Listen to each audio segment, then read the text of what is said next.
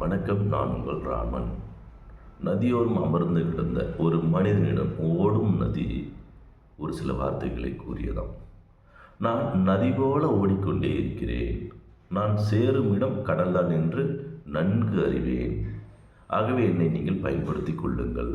நீங்கள் பருகும் குடிநீராக இருந்தாலும் சரி, அல்லது என்னை விவசாயத்திற்கு பயன்படுத்தி கொண்டாலும் சரி, அல்லது அணைக்கட்டுகளாகவோ அல்லது நீர்த்தேக்கங்களாகவோ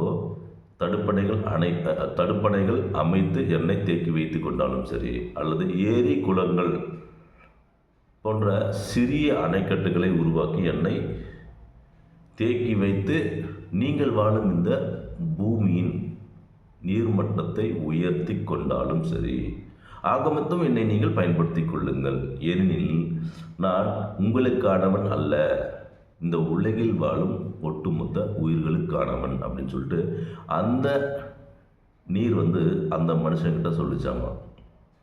அதனால் மழை நீரை சேகரிக்க கற்றுக்குங்க. நீரை சேகரித்து உங்களோட வாழ்க்கை தரத்தை நீங்கள் மேம்படுத்தி கொள்ளுங்கள்.